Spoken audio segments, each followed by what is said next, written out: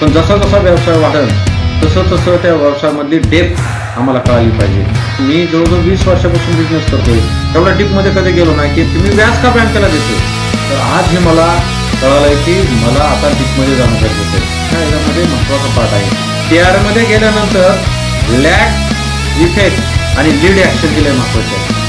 पण व्यवसायामध्ये आज आता टर्नओव्हर कमी आहे, पण उद्या तो 10 पटीने वाढल्यानंतर होणाऱ्या चुका जर वेळी तुम्ही त्या आटोक्यात नाही आणल्या तर भयंकर मोठा लॉस होईल। आणि जेवढं आम्ही आतापर्यंत कमवलं, आम्ही बघायचो, आम्ही बऱ्याच मोठ्या कंपन्यांमध्ये जायचो, तिथे मीटिंगमध्ये थांबायचो आणि त्यांनी सांगायचं मीटिंग चालू, काही इडे काही करून जर मीटिंग घेतो। पण आज कळायला लागलं की त्या मीटिंगचं महत्त्व, रिव्ह्यू मीटिंगचं किती महत्त्व आहे, की ते आमच्या बिझनेसला तंतोतंत बोलतं आणि ते आम्हाला आमच्या टार्गेटकडे 100% घेऊन जाईल। आम्हाला ती चावी, ती की आम्हाला पाटीलकीच्या माध्यमातून मिळाली। खरं तर मला वाटतं की नाव पण सुंदर आहे की पाटीलकी।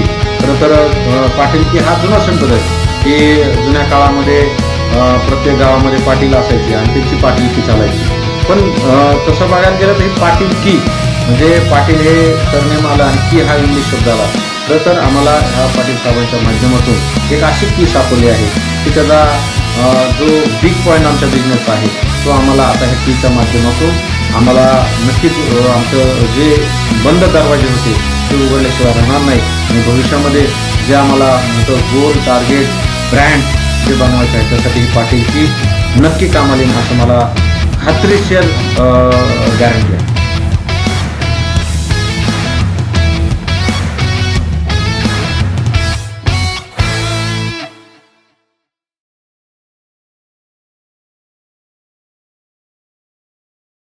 नमस्कार, मी संतोष पवार, सुदर्शन इलेक्ट्रोमेक, मेगा ग्रुप आणि स्मॅश ग्रुप। खरं तर साधारण 2 महिन्यापासून हेमंत सरांच्या माध्यमातून आमच्या व्यवसायाला बिझनेस कोचिंग आणि बिझनेस कन्सल्टन्सीचं काम चालू आहे। आणि आज रविवारी आम्ही आमच्या प्रत्येक कंपनीचा रिव्ह्यू चालू केलेला आहे। रिव्ह्यूमध्ये खरं तर आमच्या सर्व मी माझ्या सहकाऱ्यांना सांगू इच्छितो आणि ह्या व्हिडिओच्या माध्यमातूनही सांगू इच्छितो की आज आम्ही बघितलं की व्यवसायामध्ये स्टार्टिंगला वाटतं आम्हाला की आम्ही किती व्यवसाय केला आणि आम्ही किती खरेदी केली, किती खर्च केला इज टू नफा, असं आमचं जमा वजा खर्च इज टू नफा असं कॅल्क्युलेशन असतं। पण जसा जसा व्यवसाय वाढेल तसं तसं त्या व्यवसायामधली डेप्थ आम्हाला कळाली पाहिजे। आणि मग ती मार्केटिंगमध्ये असन, सेल्समध्ये असन, परचेसमध्ये असन, ती आम्हाला एकदम डीपमध्ये कळाली पाहिजे की आमचा मायक्रो पैसा हा कुठं खर्च होतोय। आणि मग तो जर आम्हाला कळाला तर जसा जसा बिझनेस वाढेल त्यातले आम्हाला सर्व जेवढे काही दुरावे आहेत ते आम्हाला बाजूला करायला सोपं जाईल। आज मी बघितलं, मी जवळजवळ 20 वर्षापासून बिझनेस करतोय, एवढ्या डीपमध्ये कधी गेलो नाही की मी त्याच्यामध्ये लेबर पेमेंट किती देतोय, त्याच्यामध्ये मी कुरिअरसाठी किती खर्च करतोय, मी परचेससाठी मटेरियलसाठी किती करतोय, ह्या सगळ्या गोष्टीचा उभा आम्ही फक्त थंब रूलने करायचो की एवढे खरेदी केलं म्हणजे एवढा व्यवसाय झाला पाहिजे। पण डीपमध्ये गेल्यानंतर कळतंय की मला परचेसवर फोकस केला पाहिजे, मला ऑपरेशनवर फोकस केला पाहिजे, मला फायनान्सवर फोकस केला पाहिजे की मी व्याज का बँकेला देतोय। तर आज हे मला कळालंय की मला आता डीपमध्ये जाणं गरजेचं आहे। आणि म्हणून की रिव्ह्यू हा अत्यंत गरजेचा आहे आणि तो पण आमच्या प्रत्येक डिपार्टमेंट वाईज आणि डिपार्टमेंट वाईज घेत असताना KRA हा याच्यामध्ये महत्वाचा पार्ट आहे। KRA मध्ये गेल्यानंतर लॅग इफेक्ट आणि लीड ॲक्शन हे लय महत्वाचे आहे, कारण की ती शेवटी आमच्या प्रत्येक येणाऱ्या व्यवसायाच्या टर्नओव्हरशी आणि नफ्याशी निगडीत आहे। मला वाटतं की आजचा जो रिव्ह्यू असला मला समाधानकारक वाटला।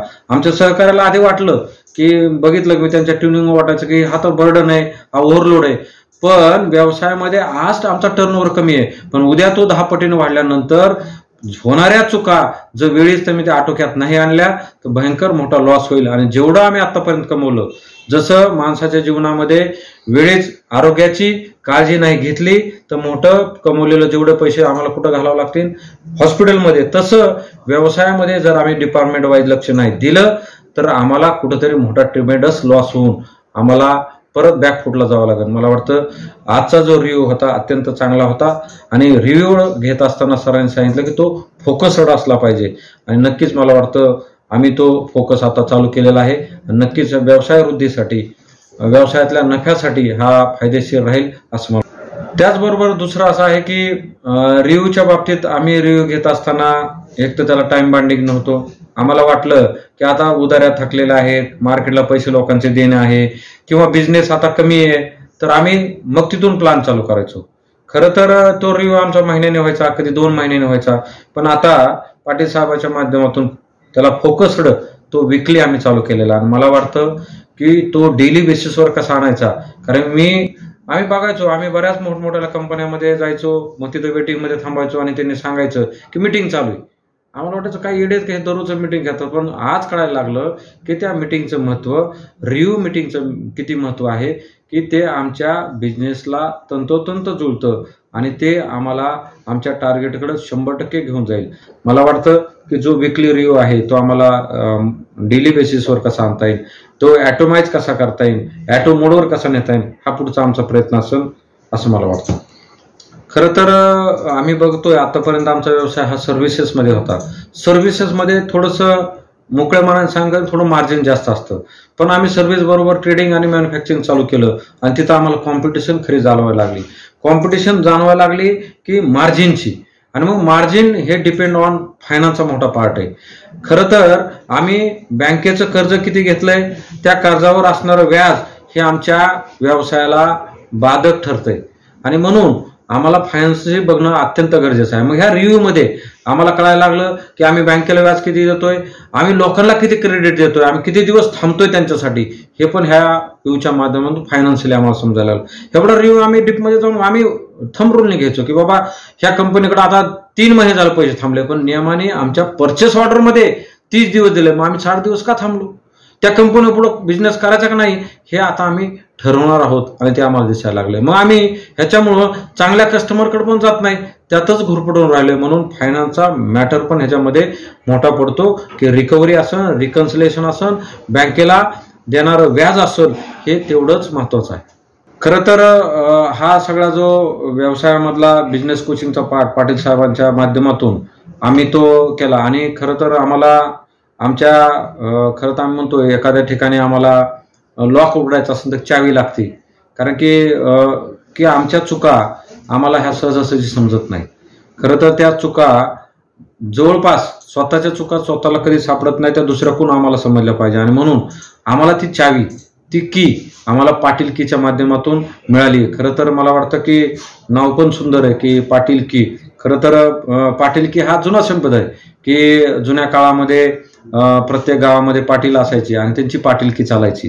पण तसं बघायला गेलं तर हे पाटील की म्हणजे पाटील हे सरनेम आलं आणि की हा इंग्लिश शब्द आला. खरं तर आम्हाला ह्या पाटील साहेबांच्या माध्यमातून एक अशी की सापडली आहे की त्याचा जो वीक पॉईंट आमच्या बिझनेसचा आहे तो आम्हाला आता ह्या कीच्या माध्यमातून आम्हाला नक्कीच आमचं जे बंद दरवाजे होते ते उघडल्याशिवाय राहणार नाही. आणि भविष्यामध्ये जे आम्हाला मोठं गोल, टार्गेट, ब्रँड जे बनवायचं आहे त्यासाठी ही पाटील की नक्की कामाला येईल असं मला खात्रीशीर गॅरंटी आहे.